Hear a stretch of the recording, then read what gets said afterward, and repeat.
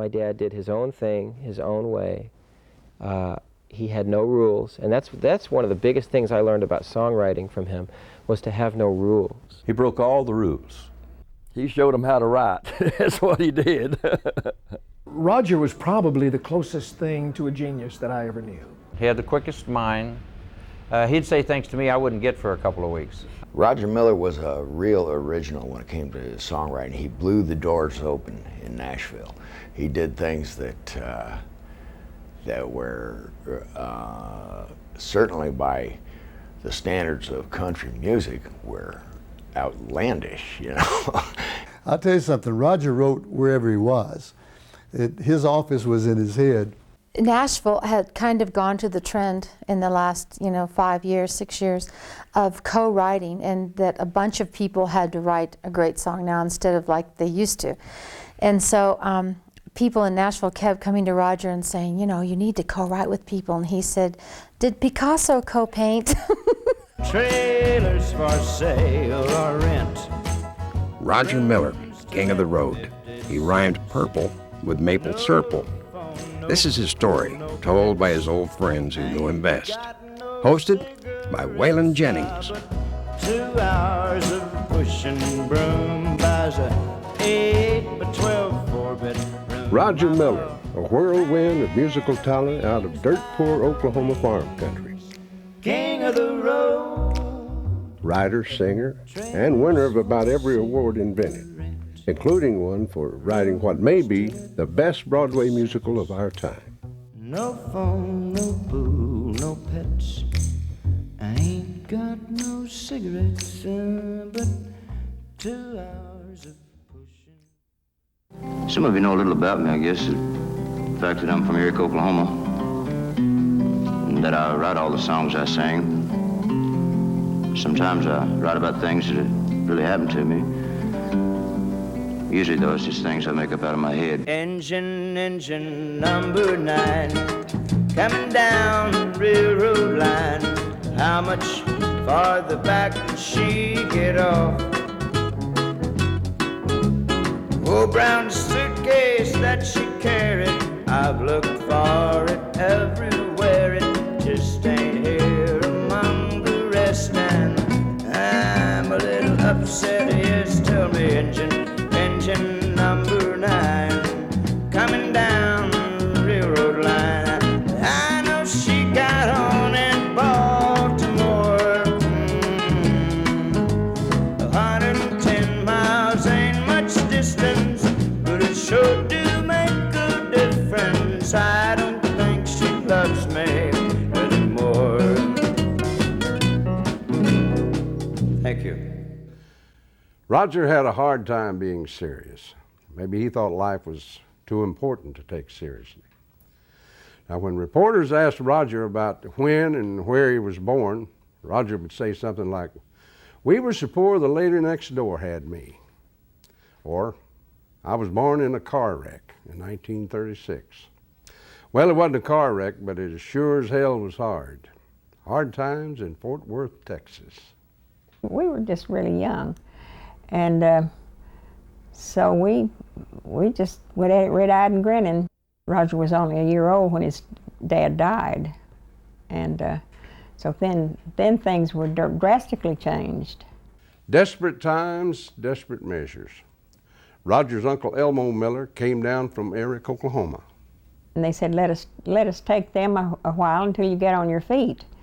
Well, seems that, and that was the way it made it easier for me to do, that this was temporary. But it turned out that it was permanent.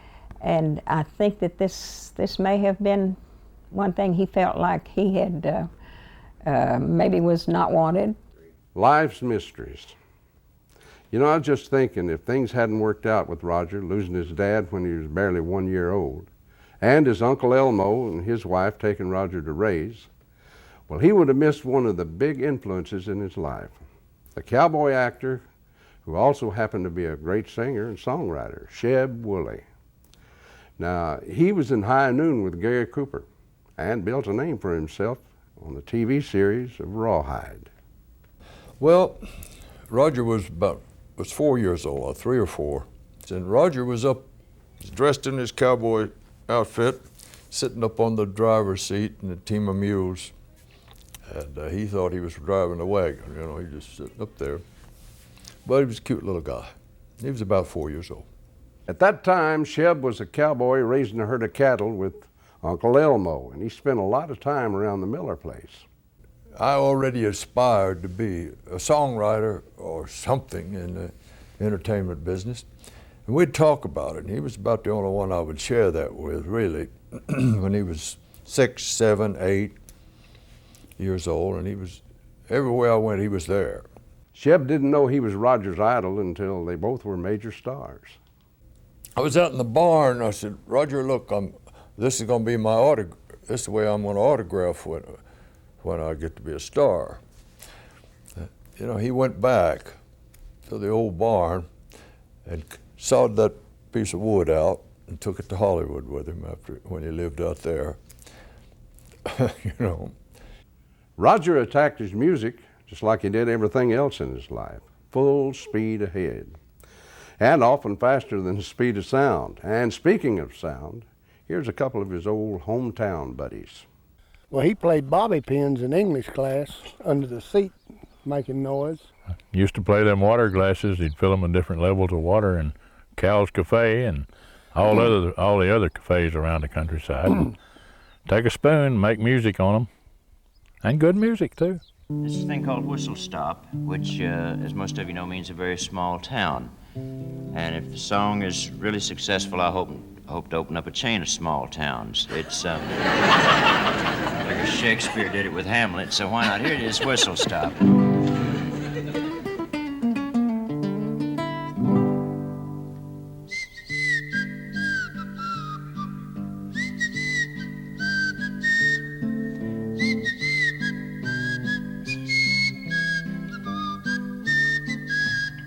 Here's the good verse now coming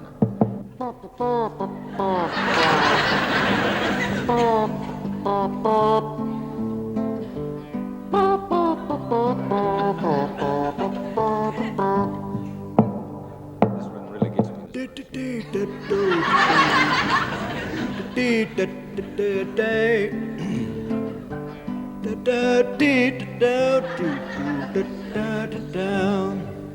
Is this the closing?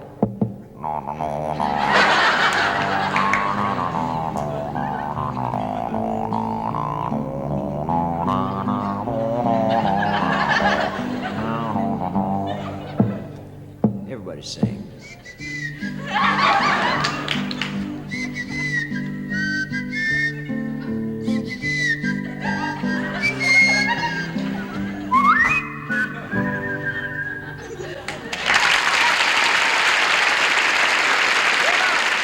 Chug-a-lug was my song, Roger said. He wrote Chug-a-lug for me.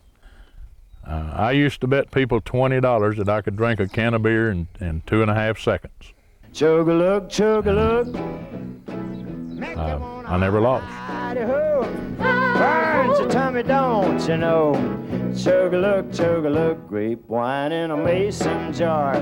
Homemade and brought to school by a friend of mine. And after the first time I met Roger Miller, I'll never forget. I had a band in Wichita Falls, country band, and we played a small town out in Oklahoma called Delhi, Oklahoma. And before my band went on stage, they had a fiddlers contest where all the local or area fiddlers could come in and compete for, I don't know what kind of prize it was, but I'll never forget this young guy came out and he played Bowling Cabbage. And he won it because of the screaming and the yelling was almost deafening. I found out later that a lot of personal pals were planted on the front row, but he won the fiddlers contest. And that night we were loading up the instruments after the show, and in the stillness of the Oklahoma moon, I heard this voice ask, "You ever need a fiddler in your band?" I said, "I might sometime." He said, "My name is Roger Miller. If you ever need a fiddler, let me know." And one time, a little later down the line, I needed one, and I did let him know. That's the first time I met him back in the 50s. And I remember this kid from Oklahoma, and I had to have a fiddler bad, so I called Oklahoma, got a hold of Roger. He came out, and it was a Christmas program, and I said, "Do you know any Christmas songs?" He said, "I sure do." we did Silent Night, and when it came to the fiddle part, he was da-da-dee-dee-dee. It was still by Glen Campbell style. He wasn't a great fiddle player, but he's a great showman. And when he played the fiddle, and he did on all of his concerts, he normally did one fiddle tune. It sounded great because the showmanship took over the talent.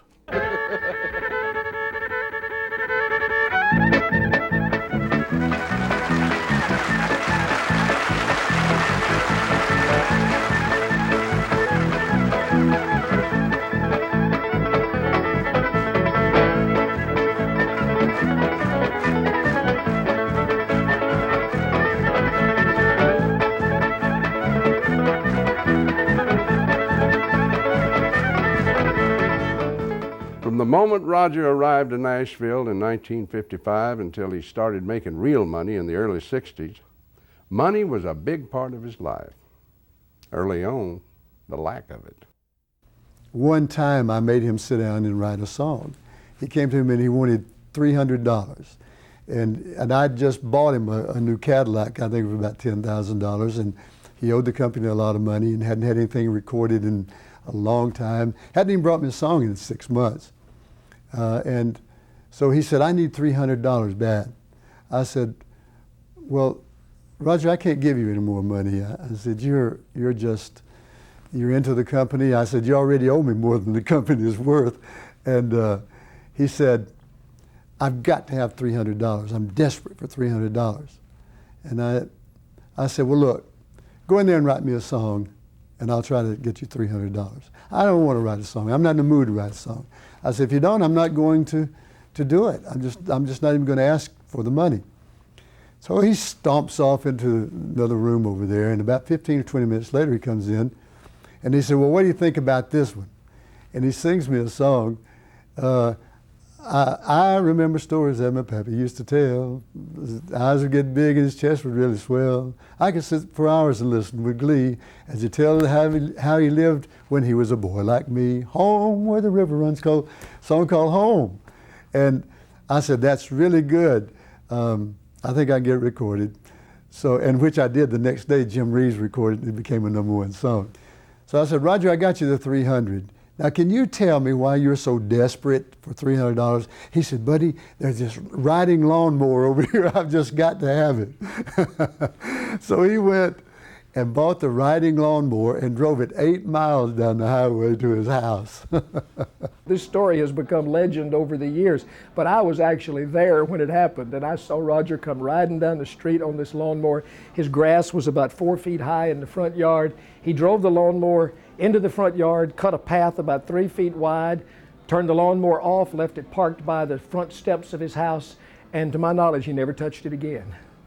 They tell me you're running free, your days are never blue.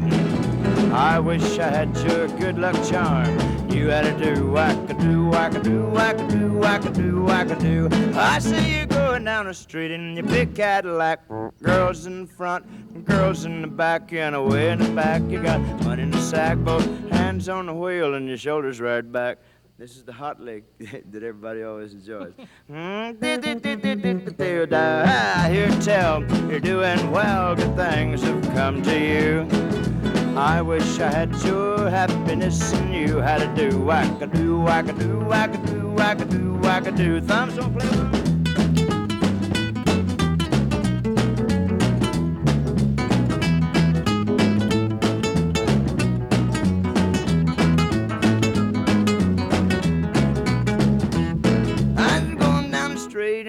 Cadillac, you got girls in the front and got, don't make fun of me, right there in the back, you got money in the sack, hands on the wheel and your shoulders right back.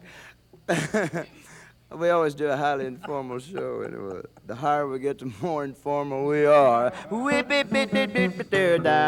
hear tell you're doing well, good things have come to you. I wish I had your good luck charm. You had to do whack-a-do, whack-a-do, whack-a-do, whack-a-do, whack-a-do, ba-do, ba-da-ba-dum. Hey! I had just got out of the Army and come up here, and well, you can't find work after being in the Army. There's no work up here, Army stuff. So I got to writing songs. Nobody wanted to carry a gun and shoot at people, so I got to writing songs. And that marching around the studio. He was, 2, 7, 9.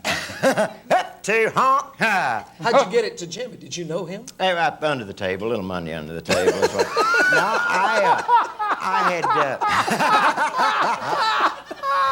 I had met up with George Jones and a fellow named Don Pierce, who was the publisher of that song, and Did you make a lot of money on it? I don't know. I'm desperately trying to think of something to say. And yeah, made a lot of money on it. I think I bought some 6-cent stamps for the money that I made. But he put me on television. You know, I was the going to first say time, too. that this man is the most spontaneously creative man that I have ever known. And he came out here and threw that theory right down the tube. Well, he has been for many years. I knew him during his Army days. I met him when he was stationed at Fort McPherson in Atlanta. Yeah. You were I part of wish a he'd have been a band. career You didn't tote a soldier. rifle, you toted a guitar. I thought it was a rifle. It's no wonder I couldn't get it to fire. That thing kept backing up on me. You played in a band. You were part of the Circle A Wranglers. I was? Yes, you were. I guarantee you were. I forgot that. I was in the Circle A Wranglers, and you and I used to go. You were in college down in Athens, Greece. You did a long drive down in Athens, Georgia, and studying journalism. Trying to. And we said we're going to be songwriters. So we used to meet on Sunday. And sing them little songs. We'd get backstage. Sonny James and Marty Robbins would be starring out there, and we'd be borrowing Wanda Jackson's guitar to sing our songs to each other. I thought I was bleeding. No, your boots are red. Boy, they are. It's my face red. So here's Roger, fresh out of the Army. He doesn't know anybody, and the only job that he could get was as bellhop and elevator operator at the Andrew Jackson Hotel. But guess what?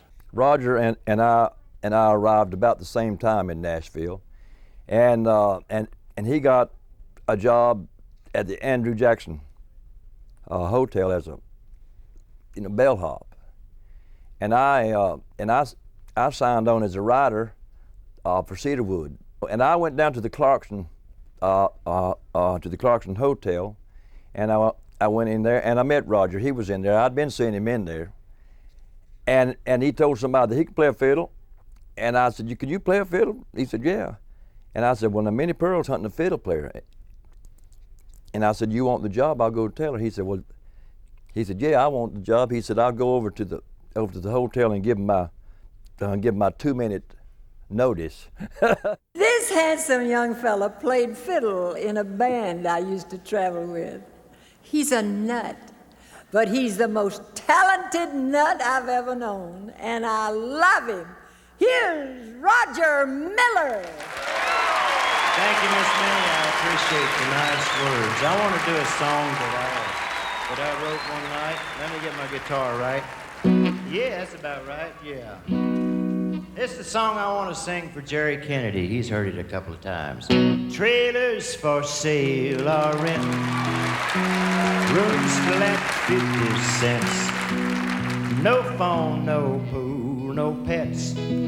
I ain't got no cigarettes, but 2 hours of pushing broom buys an 8 by 12 4-bedroom. I'm a man of means, by no means king of the road.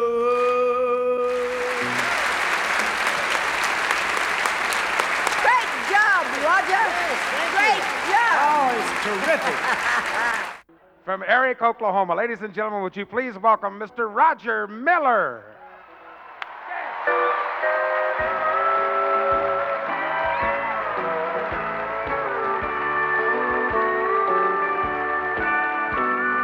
I don't love you like I used to do, but I'm afraid to tell you so. I've got half a mind to leave you, but only half the heart to go.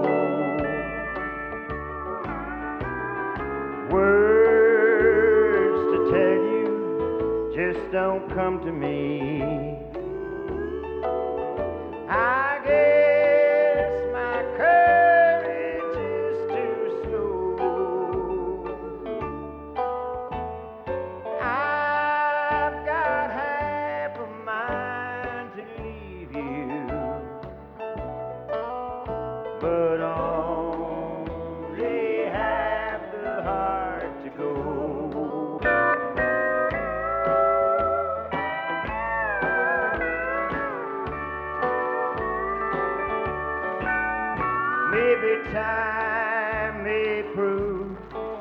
that you're not to blame. But now's the time I need to know. I've got half a mind to leave you, but only half the heart to go.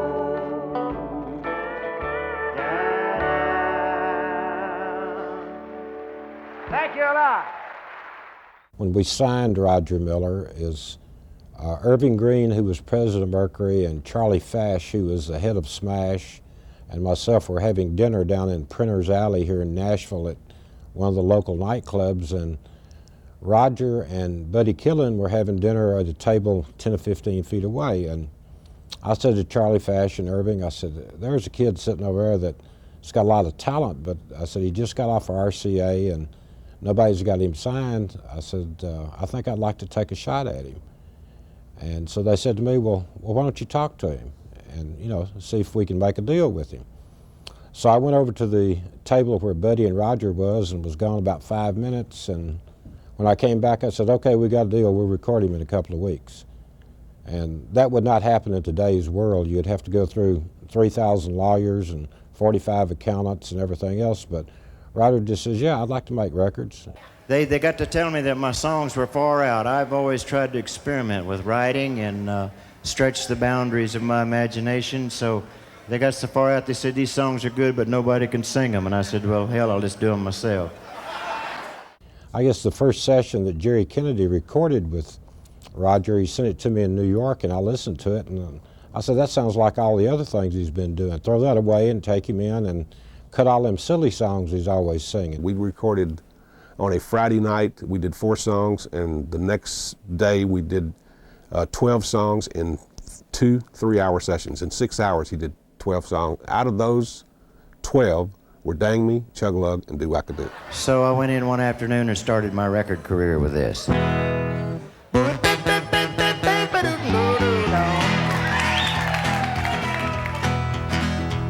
Well, here I said hi, getting ideas. Ain't nothing but a fool to live like this.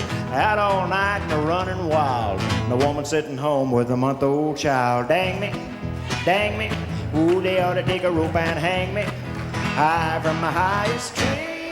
Woman, would you weep for me? One more time. Just sitting around drinking with the rest of the guys. 6 rounds bought and I bought 5, and I spent the groceries and half the rent. I like $14, having 27 cents. So dang me, oh, they ought to take a rope and hang me high from the highest tree. Woman, would you weep for me? One more time. Roses are red and violets are purple, and sugar's sweet and so's maple syrup. Now I'm the 7th out of 7 sons. My pappy's a pistol, I'm a son of a gun. Well, dang me, well, they ought to take a rope and hang me high from the highest tree.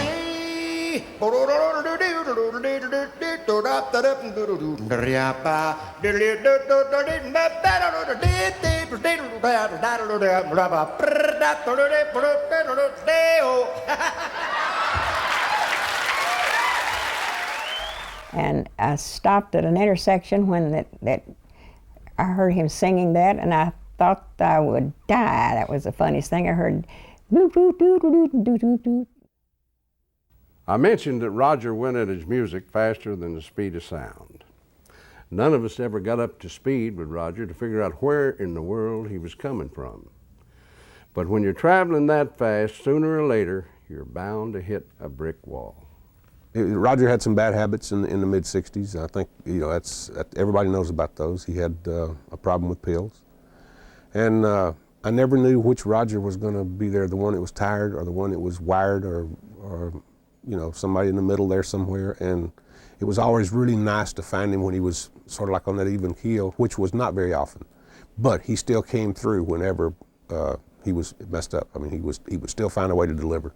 The brick wall factor figured into quite a few of Roger's recording sessions. The Husbands and Wives session that song was not finished when we had the session set up. And I've thought a lot about why did we set the session up because the song wasn't finished. Maybe I was hoping that he would finish it before we got there. But anyway, we got there for a 10 p.m. session at the old Quonset hut. All the pickers were there.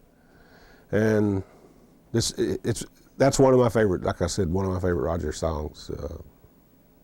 Of course, all of them were, I guess, but this one was really special, right behind More and More, I Think About You Less and Less. It fueled, that lyric weaves its way through a verse, and then it goes to a chorus. And he said, what can I do here? And I said, I have no earthly idea, but we do need something. This verse is not enough. And that's where he came up with the woman and a man and a woman, some can, some can't, and some can. He went back and repeated the can again. I don't know why, but it fit. Then we did a little instrumental thing and went out of it and did that chorus again. It was great. It worked out that way.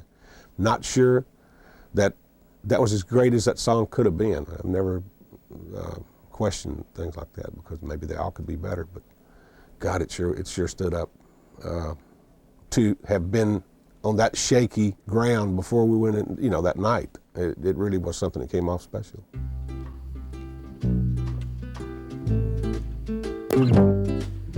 Two broken hearts, lonely looking like houses where nobody lives.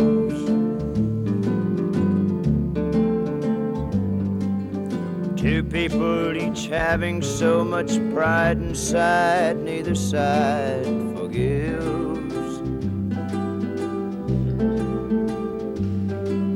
The angry words spoken in haste, such a waste of two lives. And it's my belief pride is the chief cause in the decline in the number of husbands and wives. A woman and a man, A man and a woman, some can, and some can, yet and some can.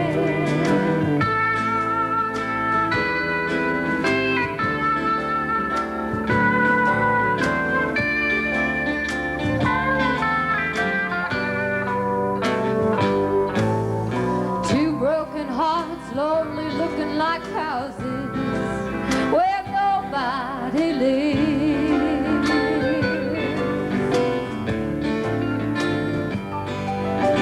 Two people each having so much pride inside, and neither side forgives.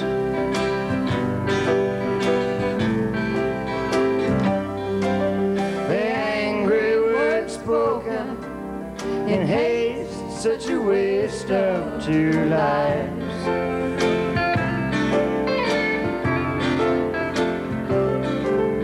And it's my belief pride is the chief cause in the decline in the number of husbands and wives.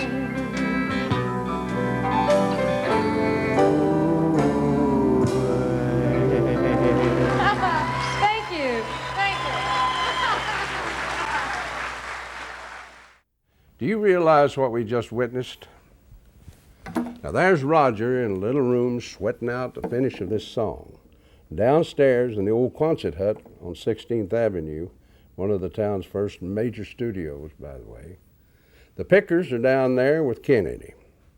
Now, he's looking at the clock while the musicians are playing poker and telling jokes, and the clock keeps clicking off $100 bills. Now, I ain't sure what union scale was at that time, but it was at least a couple of $100 an hour per man. Now, with all of this pressure, Roger creates this. A woman and a man and a woman, some can, and some can't, and some can. Now that's the kind of line that makes the rest of us want to quit. From day one, everybody knew that Roger Miller was more than a fiddle player. He was always the life of the party. He always made the backstage bright, no matter how dull the concrete walls. He always had a joke, he always had a laugh for everybody. And every day that Roger Miller was in my life was a brighter day. Roger was never really pleased fully with anything we did. He wanted it to be better. He thought that we could have recorded Engine Number 9 better. He thought that Walking in the Sunshine could have been better. I mean, everything that I can think of that he did, he always thought we could do better. And maybe that's another one of the things that made him so great. Roger was fearless, and he walked the edge of the cliff all the time and was willing to fall off. And sometimes he did, but most of the time he didn't. And I think the lesson, the real legacy to the artists in our music community is don't be afraid to take risks. Don't be afraid to just do the music the way you think it should be done. And don't worry about radio. Don't worry about hits. Just do it. I admired him so much as a songwriter. You know, that's probably our first love in this business. If we write songs, no matter whether we can sing or not, or how well we can play, that's our first love. Those songs are like our children. And Roger had a lot of children. He had a lot of them that of course everybody sings now, and started singing a long, long time ago. But that's the first thing I learned to love about Roger's work was his songwriting. The quick, sharp, expansive mind that went in every direction at the same time, but finally come back with it all together some way. The last word in Lonesome is me. Is it? You know, I've been lonesome, read Lonesome, and written it, and didn't know the last word in Lonesome was me until he pointed it out to me. Well, I think the average songwriter, or successful songwriter, can put ideas into people's head that Mr. and Mrs. Average think of but can't put on paper. And they can relate to Joe Sixpack and so forth. And Roger took it a step farther by putting ideas in songs that made songwriters slap their heads and say, well, now why didn't I think of that? He was a songwriter's writer. Oh, before I forget it, going back to Roger's view of money. Roger said a rich hillbilly was a guy that had a Learjet jacked up in the front yard with a wheel off of it. And I forget, he was on some talk show or the Tonight Show or one of those, and I said, well, what do you do in Santa Fe? He came up with a great answer, one I used too. He says, Meredith lives there, and he says, we got a little spot down on the plaza that says we sell American jewelry to the Indians. It's doesn't it amaze you how a chicken can gain all the weight it wants to and never show it in the face? He used to come to New York, and I would go with him to do the Tonight Show, and he would say to me, he says, boy, this town's tore up. Says, I don't think I'll come back again unless it's finished. Hi, Glenn. Roger, how did winning all those Grammys change your life? He got stuck up. I got stuck up. I haven't spoken to nobody in several years. And my phone rang a lot, and it made a lot of difference in just my life. When it's like having a birth certificate or something. He's so rich he got his dog a boy for Christmas. How many Grammys did you win? You won them all in 1 year. I had your money, I'd burn mine. Well, anyway, what? You won all your Grammys in 1 year, did you? I mean, like no, 8 or 9 in 1 year? I won 5 1 year and 6 the next. Good. And won it for rock and roll and country and pop and everything. And then they I don't know. Did it suddenly I don't know what, they'd give me somebody else, I guess. He loved everyone in Nashville. He really did. You would go down there, and it was like the whole town was his friend. And everyone has a Roger Miller story. Crossing over the river down there in San Marcos, and it was about sunset. Just an incredible scene out there. And Roger said, just think what God could have done if he'd had money. Probably one of the funniest things was he called me one day and he said, I cannot get there, but can you come to Los Angeles? I've written something that we need to cut. And I couldn't get him to tell me very much about it when I got there. It was my uncle used to love me, but she died. And I thought that, that he was pulling my leg. I kept looking for a candid camera when he started singing the song. My first memory, I guess, of Roger Miller was a straggly young man, poorly dressed, wandering around the Andrew Jackson Hotel during a country music, what they used to call the disc jockey convention. And he was in awe of everybody that he saw, and of course not too many people knew who Roger Miller was. Then he came to my office one day and to affiliate with BMI as a songwriter, told me all about the songs he'd written.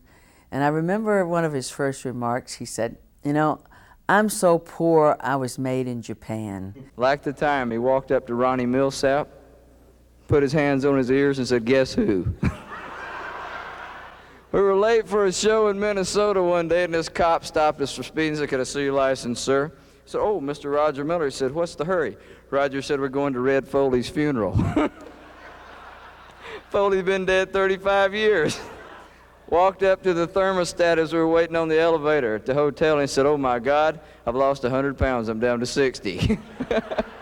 Roger, we are really tickled to have you come by, and I want to explain before we go too far in the show that you have been flying for all night last night and just got in today, and Insinuating I was drunk or something? No, no, on the plane, on the airplane. On the plane, yes. And so this is the humor part here. We're working up here without a net, you know. He told me a while ago, he said, "Now I'm a little squirrely because we did, fly in." Where's my tree? But we are really tickled to have you. And, Thank you. You've been on so many the big network shows. And, Yes. And are a great entertainer. And just treat me like you would any other great man. I mean, thank you, Porter. Porter, I watch your show. I sit out in Los Angeles a lot. I don't work much because I'm squirrely. You know, I live in a tree, and I'm hard to find. But I watch your show out there, and I'm tired of it, really. I love your show. It's a good show. It's an honest show, and I think the biggest mistake of your life was putting Mel Tillis on it. And that's a lie. Yeah, they know you're kidding. Another big thrill that you gave all of the wagon masters and I was in your Learjet flew up to the northern part of California and surprised us one night on one of our road shows. And surprised me. I was heading for Detroit. But we had a big time that night. Yeah, we really did. Oh, yeah. How about getting you to sing something? Oh, no. Do something, Hoss. All right. I've lost them. How about let me have the stool there. Okay. Right in the face. We've got 45 minutes left, counting the news and everything. Oh, well, I can do the news. Have I been on too long? No, man. Just go ahead. Do whatever you want. I'd like to sing "Have I Been Awake Too Long?" No. Awake. Here's a song I wrote one day while driving across the state of Texas. It's called "Little Song I Wrote One Day While Driving Across the State of Texas."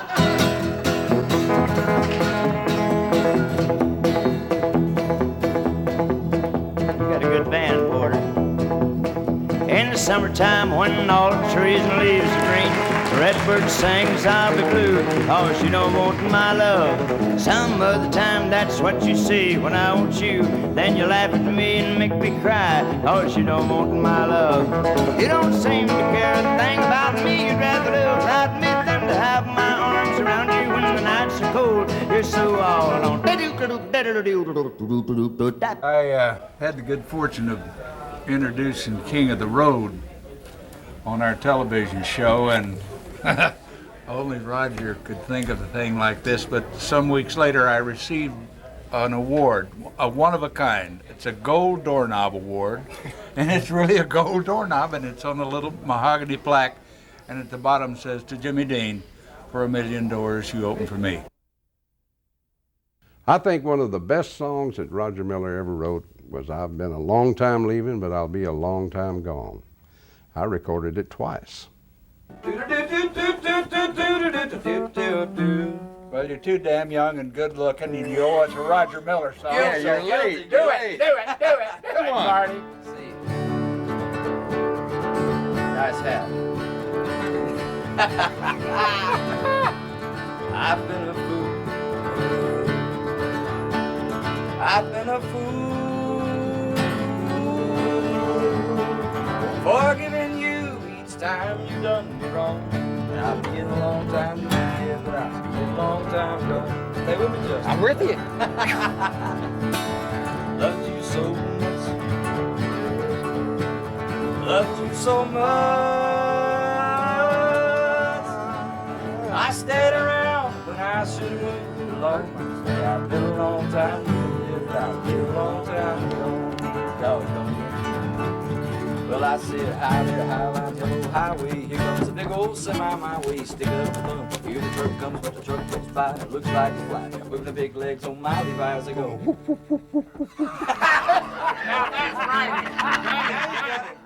I never had any money, and Tootsie kept this big pot of stew, and she fed a lot of us. We would pay her. She'd keep a tab, some kind of tab, she said. I never saw the tab.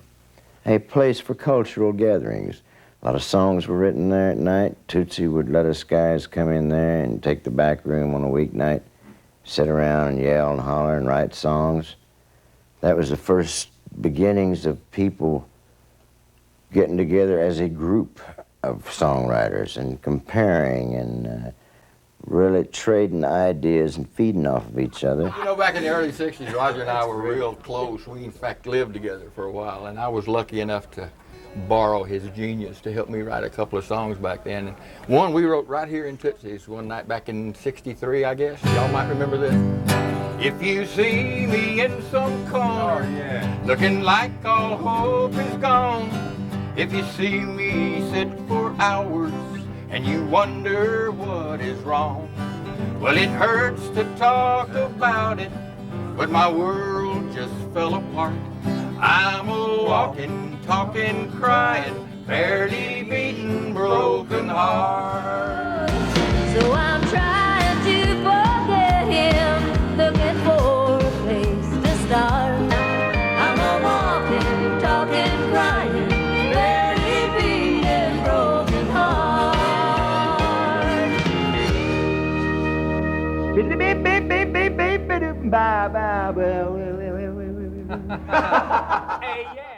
How I really got started? Well, yeah. Let's see. I got out of the Army down in Atlanta, and my sergeant was Pappy Burns, H.E. Burns.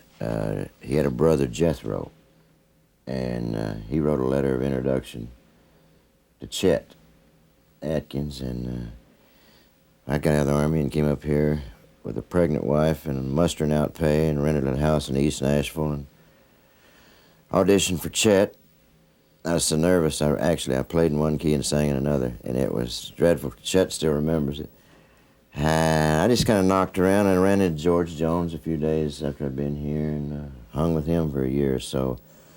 Played guitar with him and wrote songs. He recorded about 9 or 10 of my songs, Tall, Tall Trees and Hearts in My Dreams, and I don't know, a bunch of little-known songs. And later on I went to work with Ray Price, singing the duets, playing drums with Farron. I've done everything here, I think.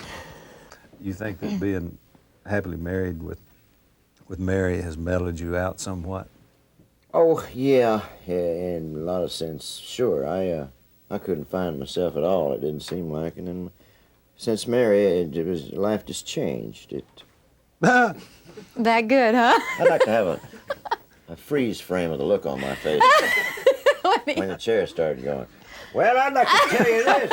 It's fall of goddamn williation. Where'd you go?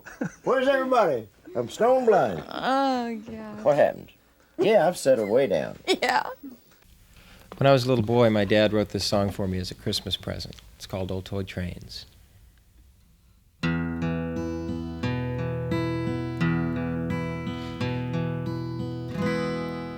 Old toy trains, little toy tracks, little boy toys coming from a sack, carried by a man dressed in white and red.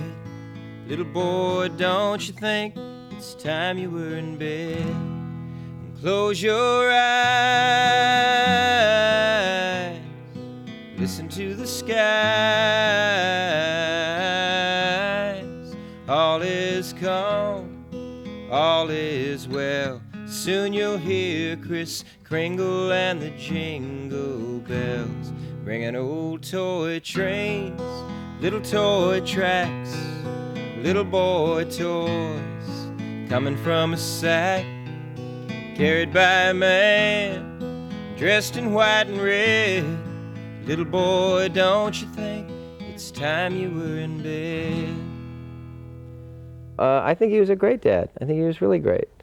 I think he was really good to my brother and sister, who are very young, and I got to see him as a dad from the outside, kind of all over again with my brother and sister.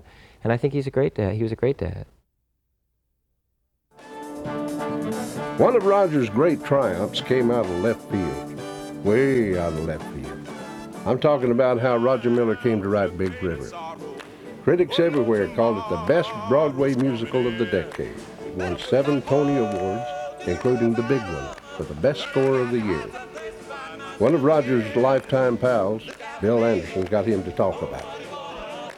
Is that how Big River happened? Did you just take the basic Huckleberry We Finn took Huckleberry Finn, story? and a writer, William Haltman, wrote a play, a 3-act play from it. And then I took the play and holed up in the hills in New Mexico for several months and came up with the music. How long did it take you? It took me a year and a half to do the whole thing. It took me about 6 months to get 2 or 3 songs to where the quality to where we could start. So we started the production, and then when we stood it up, after we stood it up on its feet, I could see things and see holes in it and places I could write music, and it gave me a great opportunity to write. Well, did they tell you what kinds of songs to write and where to put them, or did you just read the story and say there would be a good place for They a told song? me where to put a couple of them after I had, but Rocco Landisman has been a Roger Miller fan ever since Dang Me and all of those Grammy winners. From the very beginning, he decided it had to be Roger Miller.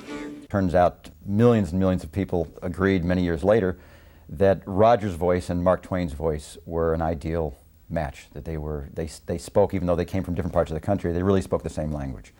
And it turned out to be an inspired pairing of 2 great geniuses. I was approached by some producers out of New York City. That's where Broadway takes place, I guess.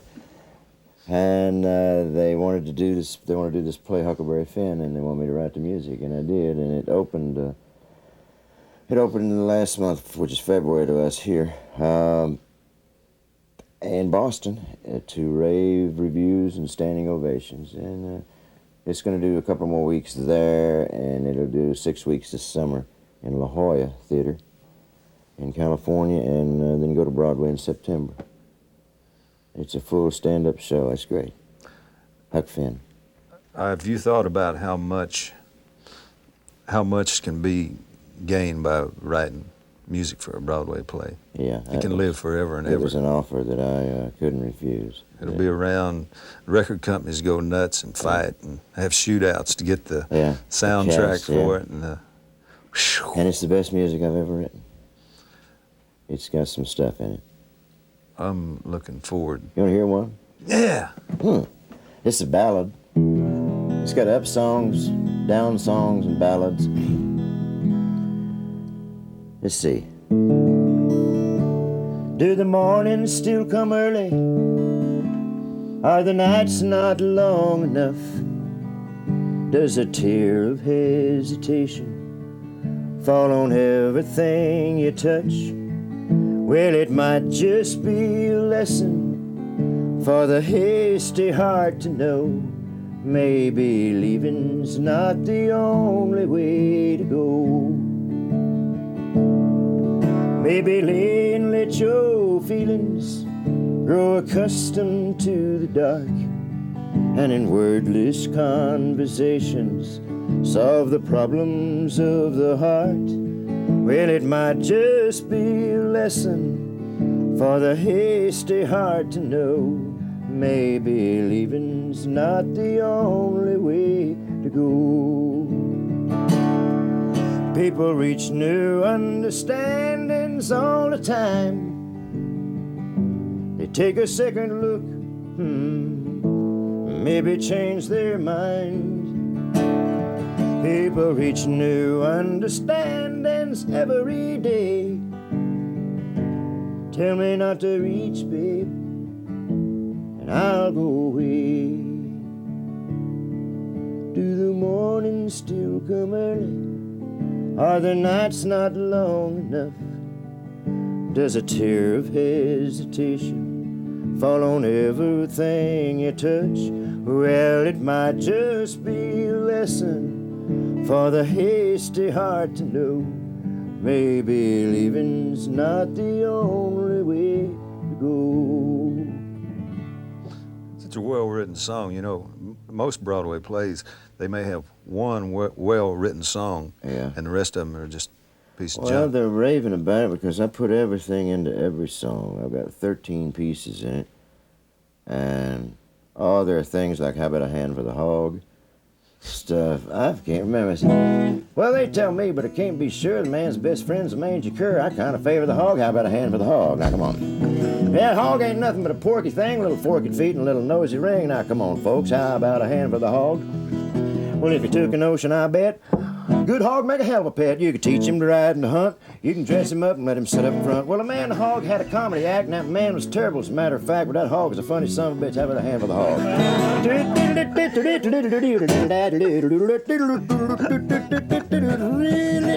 Well, it looks like this. Well, I've looked at it and it looks like this. Either you ain't, either you is. True blue fan of the hog. How about a hand for the hog? Once saw a hog, had a small tattoo, said, I reckon I do, and he did too, right there in front of me. How about a hand for that son of a gun? Well, if you took a notion, I bet, you could teach a hog to smoke a cigarette. Might take a little bit of time, but hell, what's time to a hog? Well. Rocco found that being a fan of Roger Miller's was one thing. Dealing with his eccentric songwriting lifestyle was something else again. Roger was an incredible procrastinator. They have a word for it now, attention deficit disorder, but we didn't know that it was that then. And we needed more songs, and there was one particular song we needed at a spot in Big River, and we decided we were going to take matters into our own hands, and we locked him into a room, and we said, you're not coming out until you write the song, and you've got to write it now. And finally he did come out after about an hour with an announcement, and he said, if you guys want it instantaneously, fine, you can have it right now. But if what you're looking for is Earl Scheib, you can have that today. If you want Rembrandt, that's going to take a while. And that was Roger. I realized then that Roger's creative process was going to be what it was and follow its own course. It was very hard for Roger to write to order, and it was very hard to get him to do things according to an assignment. He did things when he felt like doing them. And of course, the work, I think, in the end speaks for itself. River in the rain. Sometimes at night you look like a long white train, winding your way somewhere.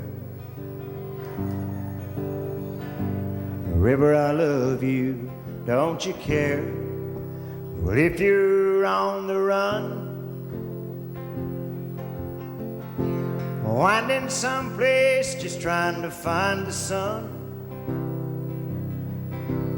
whether the sunshine, whether the rain. River, I love you just the same. But sometimes in a time of trouble, when you're out of hand and your muddy bubbles roll across my floor, carrying away the things I treasure, hell ain't no way to measure why I love you more than I did the day before. River in the rain. Sometimes at night you look like a long white train,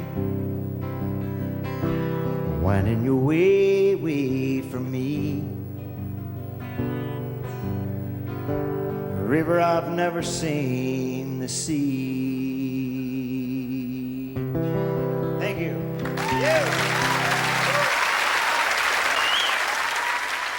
Roger taught the rest of us another lesson in simplicity when he wrote his trademark hit, King of the Road.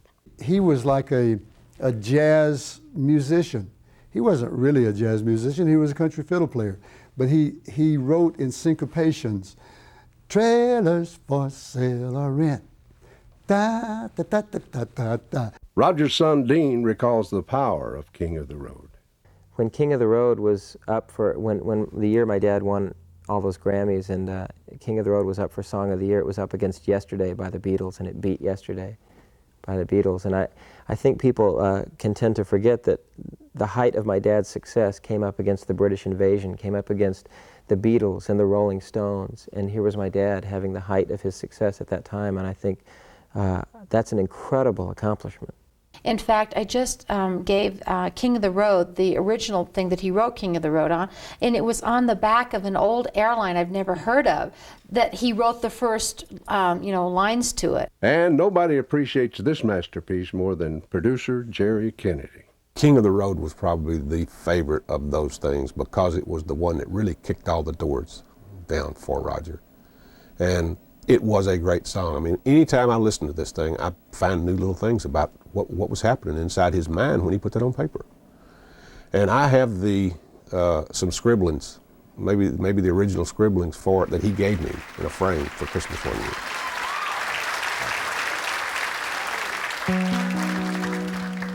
I always dedicate this next song to the city of Boise, Idaho, because I was sitting there one rainy night and made up this little song. Trailers for sale are in, rooms for like 50 cents. No phone, no pool, no pets. I ain't got no cigarettes. I've been 2 hours of pushing broom buys an 8 by 12 4-bit room. I'm a man of means, by no means, king of the road. 3rd boxcar, midnight train, destination Bangor, Maine. Whoa, worn out certain shoes. I don't pay no union dues. That's more road stories I've found. Short but not too big around. I'm a man of means by no means, king of the road. I know every engineer on every train, all of their children and all of their names, every handout in every town, and every lock that ain't locked when no one's around. I sing trailers for sale are rent, rooms to let 50 cents. No phone, no pool, no pets. Ain't got myself no cigarettes. I've been 2 hours of pushing broom buys an 8 by 12 4-bit room, and I'm a man of means by no means, the king of the road, the king of the road. Ba-da-ba-ba-ba-ba-da-wum.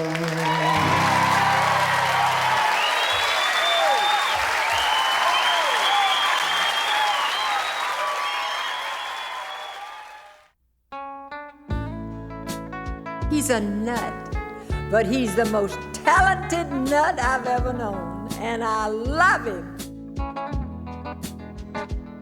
One of the last lines he ever said was, I don't think I'm half as good as I really am. He was in love with words like Shakespeare. Too short. Way too short. Old friends, pitching pennies in the park, playing croquet till it's dark. Old friends. When they made Roger Miller, he broke his own mold. Nobody ever copied him. I don't think anyone could. In October 1995, the music industry voted Roger into the Country Music Hall of Fame, putting him up there with his heroes like Hank Williams, Bob Wills, and Tex Ritter. Westminster Abbey, the tower big Ben, those are what keeps up the little children.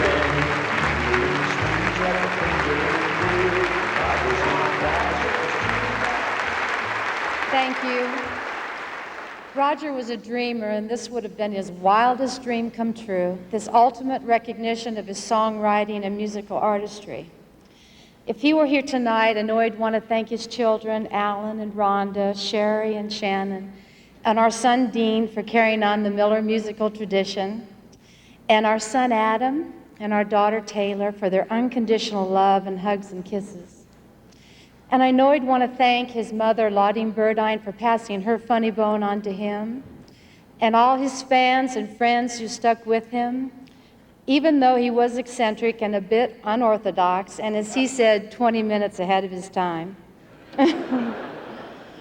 And I'd like to thank him for our wonderful life together. His genius will live on in many of us for a long time. So thank you, CMA, for this wonderful moment. Our family will never forget it. Thanks a lot. Too late for Roger to savor. We lost him to cancer in October 1992. Roger Miller was a spark plug. His music ignited the ideas and the minds and the creativity of a lot of other writers. His contribution inspired so many other great writers to write better songs. You know, I think about him every day of my life. You know, since he is gone, I think about him every day. And I miss him a whole lot. He was kind of like a little brother to me. I never got as much of Roger as I wanted to. And I'd like to thank him for our wonderful life together. Every day that Roger Miller was in my life was a brighter day. I love you, Roger. I certainly do miss him.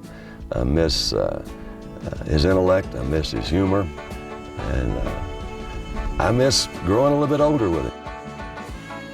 For those of us lucky enough to brush shoulders with Roger in this lifetime, he will always be in our own personal Hall of Fame, forever. We used humor on each other to bring us out of whatever doldrums we had sunk into.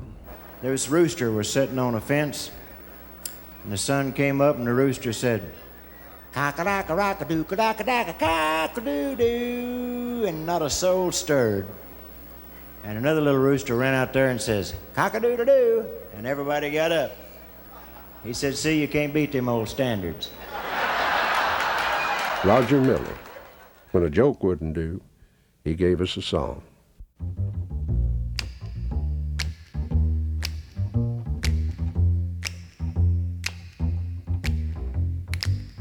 Trailer for sale or rent, rooms to let 50 cents. No phone, no pool, no pets. Ain't got no cigarettes, but 2 hours of pushing broom buys a 8 by 12 4-bedroom. I'm a man of means by no means, king of the road.